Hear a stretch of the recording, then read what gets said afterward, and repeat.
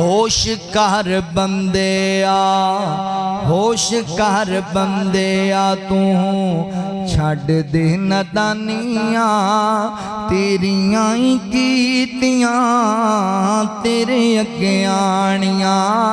है दुनिया मकाफातियां मले और दुनिया आखरत की खेती है। इत्थे जो बीजना है आखरत नूं होई जाके कटना है।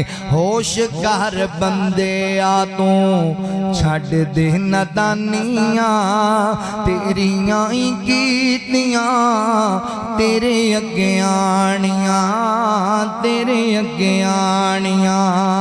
सके भाई ते पुत जनाज़े नूं उठाणगे, कब्रां दे विच जाके तेनू दफनाणगे, तेनू छड्ड आणगे।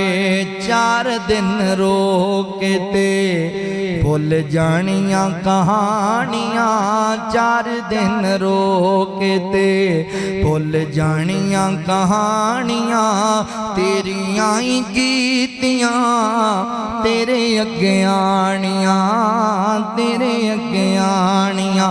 साथियां ते तेरियां ने साथ नहीं निभावना, साथियां ते तेरियां ने साथ नहीं निभावना। कल्ला इत्थे आया है ते कल्ला इत्थों जावना, कल्ला इत्थों जावना।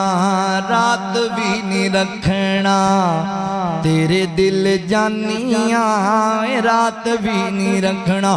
सके भरा कहणगे यार लेट होंदी है, छेती करो चुको मंजी। सके तेरे रिश्तेदार कहणगे जल्दी करो इनू दफन करके आइए। भैन भरा भी कहणगे, वालिदैन भी कहणगे, सज्जन ते बेली तेरे मुंह ते मिट्टी पा के आ जाणगे।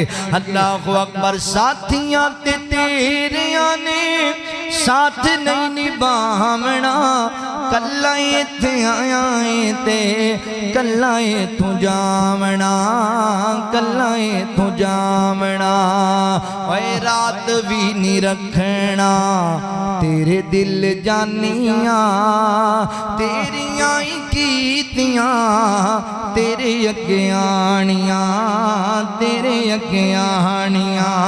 दमे विच पै के तू जुल्म कमाना है, खो खो के माल तू गरीबां कोलों खाना है, गरीबां कोलों खाना है। इत्थे छड्ड जानियां नी राज सुल्तानियां, इत्थे छड्ड जानियां नी राज सुल्तानियां, तेरियां ही कीतियां तेरे अगे आनियां, तेरे अगे आनियां। अल्लाह फरमाते ने वत्तकुल्ला इन्नल्लाह खबीरुम बिमा तामलून।